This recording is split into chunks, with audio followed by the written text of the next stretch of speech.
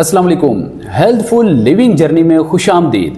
नाज़रीन, आज की इस वीडियो में हम आपको बताएंगे कि बहुत सारे सीनियर बुजुर्ग मर्द व ख़वातीन जब इनके जिस्म में कमज़ोरी आती है बढ़ती उम्र की वजह से या किसी और डिजीज़ की वजह से, शुगर की वजह से, बहुत ज़्यादा स्ट्रेस, एंजाइटी, डिप्रेशन में मुब्तला होने की वजह से, किसी सर्जरी या किसी किस्म के ऑपरेट के बाद या इसके अलावा उनके खान पान में बहुत ज़्यादा कमियां होने की वजह से, सेडेंट्री लाइफस्टाइल होने की वजह से, वॉक और एक्सरसाइज ना होने की वजह से अगर जिसमें सुस्ती, काहली, कमज़ोरी आना शुरू हो जाए तो उसको किस तरह से हम पूरा कर सकते हैं डाइट प्लान के ज़रिए या ऐसे खान पान के ज़रिए जो आप पहले तो कहीं ना कहीं यूज़ कर रहे थे या बचपन में कर रहे थे, आपके बड़े बूढ़े अपनी जवानी में करते आए और आपने उनको इन अशिया का इस्तेमाल करते हुए बारहा बार देखा, लेकिन क्या आप इन चीज़ों को इस्तेमाल कर रहे हैं? तो इसका जवाब होगा हरगिज़ नहीं।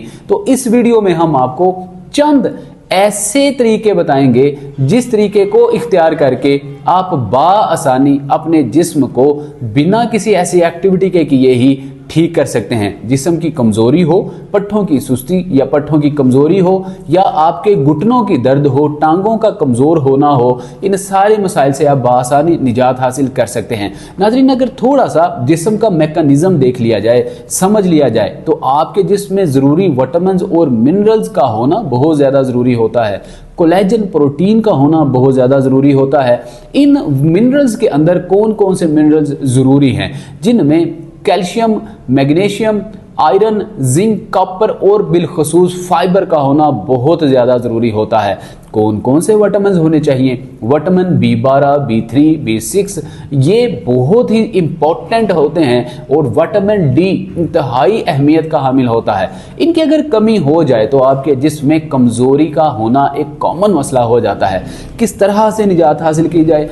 आज की इस वीडियो में हम आपको 3 ऐसे बीजों के बारे में बताएंगे। ये ऐसे सीड्स हैं जिनको आप अपनी डाइट का हिस्सा बना के बाआसानी घुटनों की लुब्रिकेशन को बढ़ा सकते हैं या आप अपने पट्ठों की कमज़ोरी को, नसों के सिकुड़ने के मसले को या बढ़ती उम्र में जिस्मानी, असाबी, गुद्दी और उजलाती जो कमज़ोरी है इसको आप फौरी तौर पे रोक सकते हैं और सेहतमंद, तंदुरुस्त दिखाई दे सकते हैं। बहुत सारे लोग दिखने में सेहतमंद और तंदुरुस्त दिखाई दे रहे होते हैं, लेकिन जब उनका थोड़ा सा फिजिकल एनालिसिस किया जाए तो वो हैरान कुन तौर पर सिर्फ वो जिंदा ही होते हैं और चलने फिरने में बज़ाहिर वो ठीक दिखाई देते हैं, लेकिन उनको खुद महसूस हो रहा होता है कि कहीं ना कहीं मेरे अंदर कुछ खराबी चल रही है।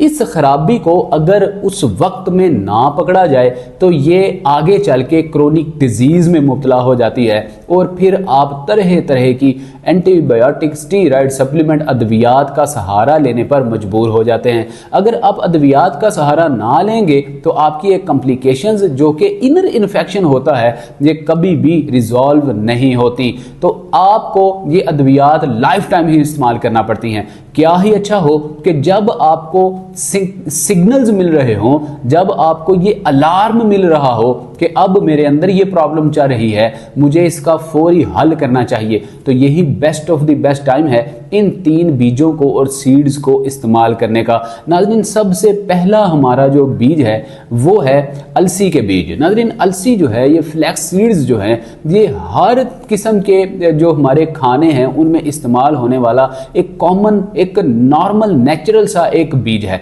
ये एक ऐसा सीड है जो कि आपके घरों में आजकल के दौर में तो नॉर्मल मौजूद होता है। बहुत कम लोग ऐसे होते हैं जो अलसी के बीज, फ्लैक्स सीड को इस्तेमाल नहीं कर रहे होते। फ्लैक्स सीड के अंदर वाफर मिकदार में potassium, magnesium, iron, zinc, copper, calcium और बिलखसूस फाइबर मौजूद होता है। नाजरीन, अलसी के बीज ही वो बीज हैं जिनको इस्तेमाल करके आप अपने मेटाबॉलिक सिंड्रोम से निजात हासिल कर सकते हैं, आप अपने मैदे को सही कर सकते हैं, आप अपनी इंटेस्टाइन इन्फेक्शन को ठीक कर सकते हैं, अपच, फारा, एसिडिटी, तेजाबियत जैसे मसाइल से निजात हासिल कर सकते हैं और तो और आप अपने पट्ठों और नसों को भी मजबूत बना सकते हैं। क्योंकि अलसी के बीज के अंदर वाफर मिकदार में वही मिनरल्स मौजूद होते हैं जो कि आपके पट्ठों, हड्डियों, जोड़ों, नसों को मजबूत होने के लिए चाहिए होते हैं। नाज़रीन, नंबर 2, एक बहुत ही अहमियत के हामिल बीज जो कि आज के दौर में ज़रा कम दिखाई देते हैं लेकिन उनकी अफादियत हर दौर में सरे फहरिस्त रही है। नाज़रीन, ये जो बीज हैं ये बेसिकली जठल के बीज कहलाए जाते हैं। ये जठल के बीज जो हैं ये सुनने में तो ऐसा लगता है जैसे ये बहुत कॉमन से बीज हों और आम ना मिलते हों, हालांकि ये बिल्कुल आम मिलने वाले नॉर्मल से बीज हुआ करते हैं। जठल का पौधा, जठल का जो फल है ये दिखने में थोड़ा बड़ा होता है, जैसे वाटरमेलन टाइप होता है।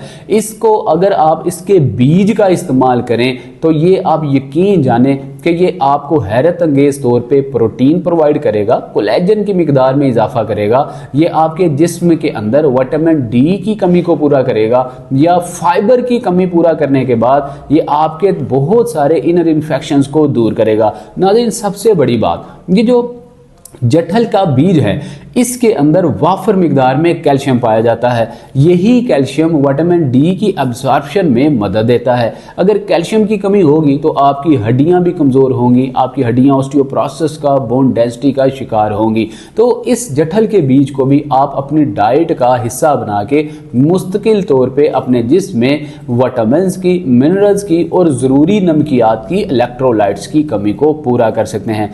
विटामिन सी का बेहतरीन सोर्स है क्योंकि विटामिन सी ही ऐसा एक मिनरल होता है, ऐसा विटामिन होता है जो आपके जिस्म के अंदर डिहाइड्रेशन को दूर करता है। क्योंकि विटामिन सी सिट्रिक एसिड्स होने की वजह से यह आपके जिस्म में पानी की कमी को पूरा करने का एक बेहतरीन सोर्स होता है। लिहाजा जठल के बीज के अंदर मिनरल्स, ज़रूरी इलेक्ट्रोलाइट्स, नमकियात मौजूद होते हैं। इसको आप इस्तेमाल करना शुरू कीजिए, अपने पट्ठों, हड्डियों, जोड़ों, नसों को डिहाइड्रेशन से बचा कर रखिए, बल्कि आप अपने मैदे की सेहत के लिए, हेल्थ के लिए जठल के बीज रोजाना इस्तेमाल करेंगे तो आपको एसिडिटी, तेजाबियत, अफारा, गैस्ट्रोलिक इश्यूज और मेटाबॉलिक सिंड्रोम जैसे मसाइल कम से कम होने के चांसेस होंगे।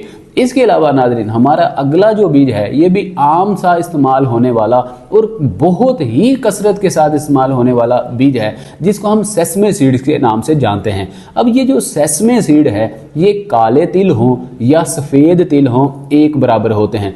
अलबत्ता माना यह जाता है अगर आप काले तिल का इस्तेमाल करेंगे तो ये सफ़ेद तिल की निस्बत आपको ज़्यादा विटामिन और मिनरल्स प्रोवाइड करेगा, इसकी कैपेसिटी थोड़ी सी ज़्यादा होती है। तो नाजरीन, काले या सफ़ेद तिल, इनमें भी calcium, magnesium, iron, zinc, copper, potassium, fibre वाफर मिकदार में होता है। नाजरीन, ये आपके जिस्म के अंदर सही तरीके से हड्डियों को मजबूत करता है, पट्ठों को मजबूत करता है, नसों को खोलता है, खून के रब्त को बरकरार रखता है, खून को पतला करके दिगर ब्लड आर्टरीज के अंदर पहुंचाने का काम करता है। और तो और अगर आपके जिस्म के अंदर किसी क्रोनिक डिजीज की वजह से बहुत ज़्यादा सुस्ती आना शुरू हो चुकी है, आपका दिल ही नहीं करता किसी काम को करने पे, आप बैठे हैं तो बैठे ही हैं, लेटे हैं तो लेटे ही हैं, आपका उठने को, चलने फिरने को, कोई काम करने को दिल नहीं करता, इस तरह की सुस्ती है, तो आप काले तिल या सफ़ेद तिल का रोज़ाना मुतदल मिकदार में इस्तेमाल करके इन मसाइल से निजात हासिल कर सकते हैं। नाज़रीन, ये तो थे हमारे आज के बीज। इसके साथ अगर आप काले चने का इस्तेमाल करना शुरू कर दें तो काले चने के अंदर भी बहुत सारे ऐसे मिनरल्स मौजूद होते हैं जो कि आपके जिस्म के अंदर मजबूती पैदा करते हैं, आपको दिमागी लिहाज से, जिस्मानी लिहाज से आपको मजबूत बनाने में अहम किरदार अदा करते हैं, हड्डियों को मजबूत करते हैं और बिलखुसूस आपके नीचे वाले धड़ के अंदर एनर्जी, पावर बूस्ट का काम करते हैं। नाज़रीन, इसके साथ साथ ये जो हमने आपको 4-5 बीज बताए, काले चने बताए, इनको इस्तेमाल करने के अलावा कौन सी ऐसी एक्टिविटी है कि हम करें और हमारे अंदर एनर्जी बूस्टर का काम करे। नाज़रीन, वो हैं चंद एक्सटेंशन, फ्लेक्शन, मोबिलिटी एक्सरसाइजेज का रोज़ाना की बुनियाद पर अगर आपकी उम्र 50-60 साल से ज़्यादा की है तो मिनिमम 15 मिनट या मैक्सिमम 25 मिनट, अगर आपकी उम्र 40 से 60 साल की है तो मिनिमम 25 मिनट और मैक्सिमम 45 मिनट, पौना घंटा एक्सरसाइज करना बहुत ज़्यादा ज़रूरी है।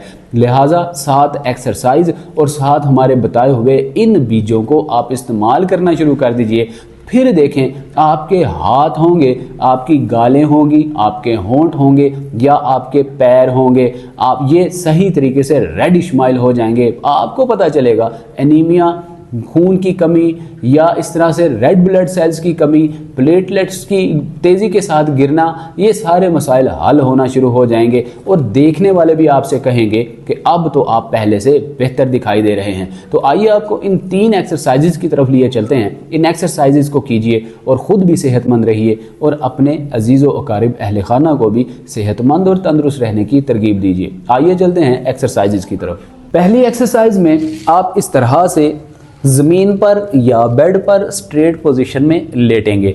अब आप 1 बाय 1 पहले एक टांग को 95 एंगल पे फोल्ड करेंगे।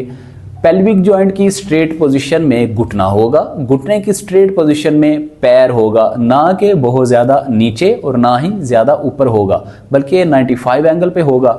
अब आप इस तरह से घुटने को पकड़कर घुटने को अपने पेट के साथ लगाने की कोशिश करेंगे। टांग बहुत ज़्यादा बाहर नहीं होगी और ना ही बहुत ज़्यादा अंदर होगी। यहाँ पे 95 एंगल पे रख के आप पेट के साथ लगाने की कोशिश करेंगे। फिर आहिस्ता से टांग को सीधा करेंगे और दूसरी टांग को 95 एंगल पे फोल्ड करने के बाद दोनों हाथों की मदद से घुटने को पकड़ेंगे और पेट के साथ लगाने की कोशिश करेंगे। इस एक्सरसाइज को करने के दौरान आप महसूस करेंगे कि जब इस तरह से घुटना आप पीछे लगाने की कोशिश करेंगे पेट के साथ, तो आपका ये वाला जो पोर्शन है, यहाँ पे जो आपकी इंटेस्टाइन होंगी, जो अंतड़ियाँ होंगी, इनके अंदर बहुत ज़्यादा या तो आपको स्ट्रेच फील होगा या आपको बहुत ज़्यादा स्टिफनेस सी महसूस होगी, मतलब अकड़न जकड़न का आपको बहुत ज़्यादा एहसास होगा, आपको फीलिंग आएंगी। आपको पता चलेगा कि आपने कितना अरसा इन एक्सरसाइजेस को नहीं किया, जिसकी वजह से ग्लूट मसल्स बुरी तरह से डैमेज हो चुके हैं और इनके अंदर स्टिफनेस, अकड़न जकड़न आ चुकी है और आपका जो धाड़ है ये किस तरह से कमज़ोरी की तरफ जा रहा है। अब दूसरी एक्सरसाइज में आप इसी तरह से स्ट्रेट पोजीशन में लेटेंगे। अब 1 बाय 1 टांग को ऊपर की जानिब आप लिफ्ट अप करेंगे। ये स्ट्रेंथनिंग एक्सरसाइज है। इस एक्सरसाइज के बहुत ज़्यादा फ़ायदे हैं। इस एक्सरसाइज को हर आम खास के लिए आम होना चाहिए, रोज़ाना की बुनियाद पे करते रहना चाहिए। इस एक्सरसाइज से आपकी टांगों के अंदर एनर्जी आती है, पावर आती है और ख़ास तौर पे ब्रेन के साथ इनका एक कॉन्ट्रैक्शन बनता है और आपका जो बॉडी लिम्पिंग का जो लड़खड़ाहट का मसला है वो भी बेहतर होता है। क्योंकि बहुत सारे जो बुज़ुर्ग हजरात हैं, वो मर्दो ख़वातीन, जब टांग को उठाते हैं ये इस तरह से वाइब्रेट करती रहती है, कभी राइट कभी लेफ़्ट। जब आप पूरे फोकस के साथ इसको ऊपर की जानिब उठा के रखेंगे तो इससे आपका फोकस बढ़ेगा और आपका बैलेंस जो है, स्टेमिना जो है, ये भी बूस्ट होगा, इम्प्रूव होगा। तो इस एक्सरसाइज को रोजाना की बुनियाद पे करना बहुत ज़्यादा ज़रूरी हुआ करता है। थर्ड एक्सरसाइज में आप स्ट्रेट पोजीशन में ही इसी तरह ही स्ट्रेट पोजीशन में लेटेंगे। अब स्ट्रेट पोजीशन में लेटने के बाद दोनों टांगों को 95 एंगल पे इस तरह से फोल्ड करेंगे। दोनों हाथों को ज़मीन की जानिब इस तरह से स्ट्रेट पोजीशन में रखेंगे। अब अपने धाड़ को, जो कि आपका लोअर बॉडी पोर्शन है, हिप है, इसको ऊपर की जानिब लिफ्ट अप करेंगे इस तरह से। नी जॉइंट, सेंटर पोर्शन और आपका जो चेस्ट है ये बिल्कुल स्ट्रेट होनी चाहिए, इस तरह से झुकी हुई नहीं होनी चाहिए, वरना इस एक्सरसाइज का फ़ायदा नहीं होगा। बिल्कुल स्ट्रेट पोजीशन में आप इस तरह से उठाइए, आहिस्ता से वापस आइए, फिर दोबारा से लोअर बॉडी पोर्शन को ऊपर लिफ्ट अप कीजिए और 5-7 सेकंड होल्ड करने के बाद नीचे आप आइए। इस एक्सरसाइज को करने से होगा ये कि आपके पैरों के अंदर जो कमज़ोरी है, टांगों में कमज़ोरी है या आपके पेल्विक जॉइंट में जो वीकनेस है, ये मजबूत होगी, स्टेमिना बढ़ेगा, एनर्जी बूस्ट होगी और आपके अंदर जो कमज़ोरी है, जो हड्डियों के अंदर कमज़ोरी है, आहिस्ता आहिस्ता दूर होना शुरू हो जाएगी। तो नाज़रीन, ये हमारी 3 एक्सरसाइजेस थी। इन एक्सरसाइजेस को करके और हमारे बताए हुए उन बीजों को, उन सीड्स को रोज़ाना की बुनियाद पे इस्तेमाल करके आप ज़रूरी विटामिन्स, मिनरल्स की कमी भी पूरा कर सकते हैं। इन एक्सरसाइजेस को करके आप अपने पट्ठों को, नसों को, हड्डियों, जोड़ों को एक लंबे अरसे तक देर बने रख सकते हैं या इनमें आप ताकत एनर्जी भर सकते हैं। मतलब जिस तरह आप जवानी में भागते दौड़ते थे, सीढ़ियां ऊपर नीचे चढ़ते उतरते थे, साइकिलिंग करते थे, बल्कि आप अपने बच्चों के साथ पंजाबी लड़ाते थे, कुश्ती भी करते थे, इस तरह की बहुत सारी हेल्थी एक्टिविटी आप किया करते थे, स्पोर्ट्स किया करते थे। आप तमाम एक्टिविटीज़ करने के कहीं ना कहीं काबिल हो सकते हैं। मिलते हैं अगली वीडियो में। अपना बहुत सारा ख्याल रखिएगा। अस्सलाम वालेकुम व रहमतुल्लाह।